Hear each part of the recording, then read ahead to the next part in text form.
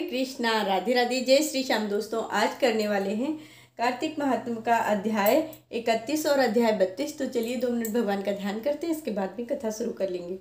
बोलो कृष्ण कन्हैया लाल की जय। श्रीमन नारायण नारायण नारायण, लक्ष्मी नारायण नारायण नारायण, गोविंद नारायण नारायण नारायण, भजमन नारायण नारायण नारायण। बोलो लक्ष्मी नारायण भगवान की जय। हाथ में तुलसी दल ले लेंगे। जो लोग कथा सुन रहे हैं वो लोग हाथ में तुलसी दल और पुष्प वगैरह लेकर ही कथा सुनेंगे। और बाद में जब कथा संपूर्ण हो जाएगी तो ये तुलसी दल आप ठाकुर जी के सामने रख सकते हो, लड्डू गोपाल जी के सामने रख सकते हो, या फिर भगवान शालिग्राम जी के सामने, भगवान शालिग्राम जी के ऊपर चढ़ा सकते हैं। बोलो कृष्ण कन्हैया लाल की जय। भगवान श्री कृष्ण ने कहा, पहले उज्जैन में एक महापापी और दुरात्मा धनेश्वर नाम का ब्राह्मण रहता था। वह रस, चमड़ा और कंबल आदि का व्यापार करता था। वैश्यागामी था और मद्यपान आदि बुरे कर्म किया करता था। चूंकि वह दिन रात पाप करने में रत रहता था, इसलिए उस व्यापार के लिए वह नगर नगर घूमता रहता था। वह एक दिन महेशमती पुरी में जा पहुंचा। महेशमती पुरी में चूंकि राजा माहिस ने बसाई थी, इसलिए वह राजा के नाम से ही विख्यात थी। नगरी के पास ही पाप नाशिनी पुण्यकारिणी भगवती नर्मदा नदी बहती थी। उस नदी के किनारे देश देशांतर से आए हुए यात्री कार्तिक का व्रत करने के लिए कुछ दिनों के लिए ठहरा करते थे। उन कार्तिक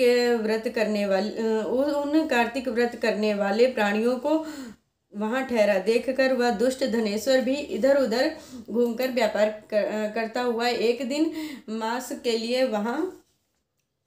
के लिए वहां पे ठहर गया। अपने माल को बेचता हुआ वह नर्मदा नदी के तट पर घूमता रहा। ब्राह्मणों को देव पूजा में अक्सर लगा हुआ वह देखता कि कोई तो पुराण पढ़ रहा है और कोई सुन रहा है, कोई भगवत कीर्तन कर रहा है, कोई भजन सुन रहा है, कोई ध्यान में लीन है और कोई तुलसी की माला जप कर रहा है। बस इसी तरह वह भगवत भक्तों के बीच ही रहा और वैष्णव के दर्शन करता रहा, उनको स्पर्श करता रहा, उनसे वार्तालाप करता रहा और भगवान विष्णु के नाम का स्मरण के पुण्य को अर्जित करता रहा। वह कार्तिक के व्रत की उद्यापन विधि तथा जागरण को भी देखता रहा। उसने पूर्णिमा को देखा कि व्रती ब्राह्मणों और गौओं को भोजन करा रहे हैं और उनको दक्षिणा आदि भी दे रहे हैं। उनके नित्य प्रति भगवान शंकर की प्रसन्नता के लिए होती दीपमाला भी देखी। त्रिपुर नामक राक्षस के तीनों पुरों को भगवान शंकर ने इसी तिथि को जलाया था। इसी कारण भगवान शिव के भक्त भी इसी तिथि को दीप उत्सव मनाते हैं। जो मनुष्य मुझ में और भगवान शंकर में अंतर मानता है, उसकी संपूर्ण क्रियाएं निष्फल हो जाती हैं। धनेश्वर वहाँ की पूजा विधि देखता हुआ इधर उधर घूमता रहा कि उसे एक काले सर्प ने काट लिया और वह भूमि पर गिर पड़ा। उसकी यह दशा देखकर वहाँ के दयालु भक्तों ने उसको चहुओं ओर से घेर लिया और उसके मुख में तुलसी दल मिश्रित जल के छींटे लगा दिए। और जब उसके प्राण निकले तो यम के दूत उसे बांध कर कोड़ों से मारते हुए यम को ले गए। उसे देखकर चित्रगुप्त ने यम से कहा, इसने बाल्यकाल से लेकर आज तक जितने भी बुरे कर्म किए हैं, उसके जीवन में जो पुण्य तो लेस मात्र भी नहीं देखा। इसके जीवन में पुण्य लेस मात्र भी नहीं देखा है। यदि मैं पूरा 1 वर्ष आपको सुनाता हूँ तो इसके पापों की सूची खत्म नहीं होगी। यह महापापी है, अतः इसको एक कल्प का एक घोर नरक में डालना चाहिए। चित्रगुप्त की बात सुनकर यम ने बड़े क्रोध में भरकर उसको अपना काल नेम के समान भयंकर रूप दिखाते हुए अपने अनुचरों को आज्ञा दी। उसने कहा, उसने कहा कि हे प्रेत सेनापतियों, इस दुष्ट मूर्ति को मुग्दलों से मारते हुए कुंभिपाक नरक में फेंक दो। भगवान श्री कृष्ण कहते हैं, यह सुनकर प्रेत सेनापतियों ने मुग्दलों से उसका सिर फोड़ते हुए कुंभिपाक नरक में ले जाकर खौलते हुए तेल की कढ़ाई में छोड़ दिया। प्रेत सेनापतियों ने ज्यों ही उसे तेल की कढ़ाई में फेंका, त्यों ही वह लपलपाती हुई आग अपने आप ठंडी हो गई। जैसे कि प्रहलाद को अग्नि में डालने से वह अग्नि ठंडी हो गई थी। यह विचित्र घटना देखकर प्रेत सेनापतियों ने यमराज के पास आकर सारा वृतांत सुनाया। यमराज भी सारा हाल सुनकर आश्चर्यचकित रह गए और धनेश्वर को अपने पास बुलाकर स्थिति पर विचार करने लगे। इसी समय नारायण नारायण का कीर्तन करते हुए देवऋषि नारद भी वहां आ पहुंचे और यमराज से कहने लगे, हे अरुण नंदन यमराज, यह ब्राह्मण नरक में डाले जाने योग्य नहीं है, क्योंकि इसने अंत समय में बहुत शुभ कर्म किए हैं जो कि नरक यातना को नष्ट कर देने वाले हैं। जो लोग भगवत भक्तों का दर्शन करते हैं, उनसे वार्तालाप करते हैं, उनका स्पर्श करते हैं, चाहे उन्होंने कोई भी पुण्य कर्म किए हों या न किए हों, सहज ही स्वर्ग के अधिकारी हो जाते हैं। अतः धनेश्वर भी पुण्य आत्माओं के संसर्ग व स्पर्श से स्वर्ग का अधिकारी हो गया है। अतः यह पुण्यात्मा है, इसे यक्ष योनि दो और केवल इसे पाप भोग करने वाले नरक दिखा दो। भगवान श्री कृष्ण कहते हैं, जब देवऋषि नारद जी ऐसा कहकर चले गए तो वह धनेश्वर को पुण्य आत्मा समझते हुए यमराज के दूतों ने उसे नरक दिखाने की आज्ञा दी। बोलो कृष्ण कन्हैया लाल की जय।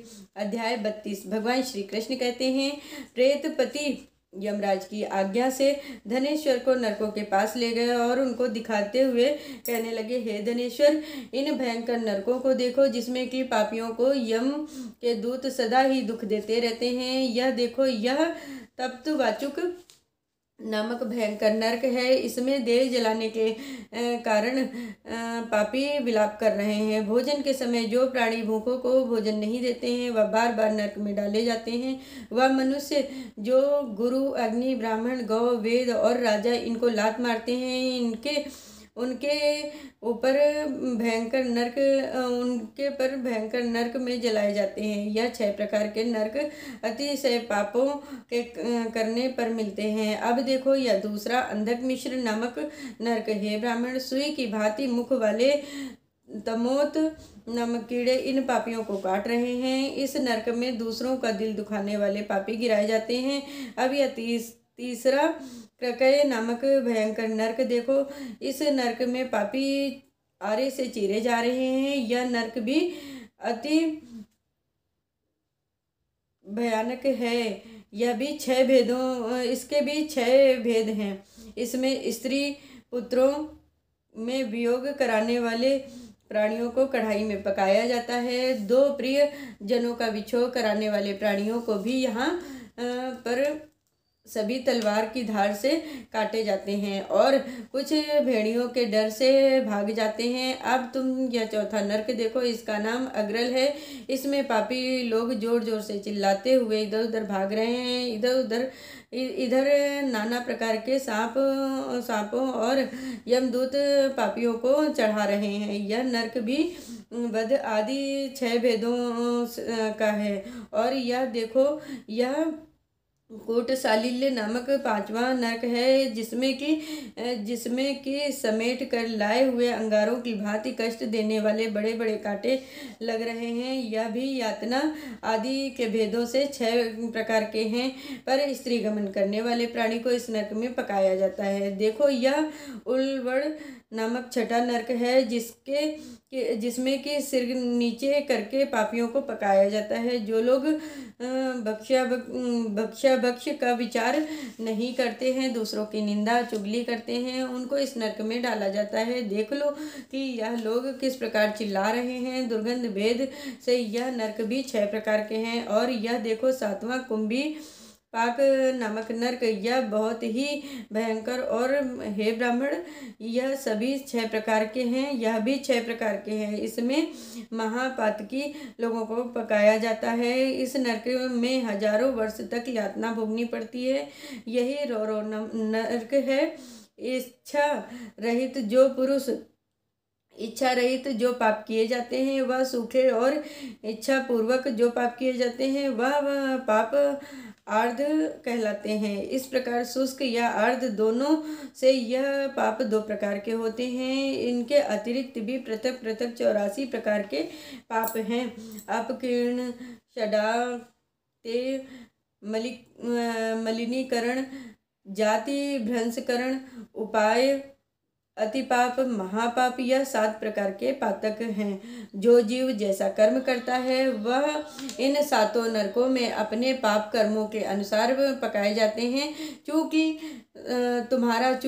कार्तिक व्रत करने वाले प्रभु भक्तों के साथ पर्याप्त मेलजोल रहा है, इसके पूर्व प्रभाव से तुम्हारी नरक यातना दूर हो गई है। भगवान श्री कृष्ण कहते हैं, इस प्रकार प्रेत पति ने धनेश्वर को सब प्रकार के नरक दिखलाने के पश्चात यमलोक में ले जाकर उसे वहां का राजा बना दिया। वहां पर उसका नाम धन यक्ष हुआ और वह कुबेर जी का सेवक बन गया। इसके बाद महर्षि विश्वामित्र ने उसके नाम का तीर्थ बनाया था। हे राजन, कार्तिक मास का व्रत महाफल देने वाला है। इसके बराबर कोई दूसरा व्रत और कर्म नहीं है। जो कोई यह व्रत करता है अथवा व्रत करने वाले का दर्शन करता है, उसे अवश्य ही मुक्ति मिलती है। बोलो कृष्ण कन्हैया लाल की जय, भगवान विष्णु की जय। श्रीमन नारायण नारायण नारायण, गोविंद नारायण नारायण नारायण, लक्ष्मी नारायण नारायण नारायण। बोलो लक्ष्मी नारायण भगवान की जय। मैंने आज आप सभी लोगों को कार्तिक महात्म्य की अध्याय 31 और अध्याय 32 सुनाया है। इस कथा को ज़्यादा से ज़्यादा शेयर करिए। जो लोग कार्तिक का स्नान कर रहे हैं उन लोगों तक प्लीज़ इस कथा को ज़्यादा से ज़्यादा पहुंचाइए। और जिन लोगों ने अभी तक चैनल को सब्सक्राइब नहीं किया है सो प्लीज़ चैनल को सब्सक्राइब कर लीजिए। हरे कृष्णा, राधे राधे।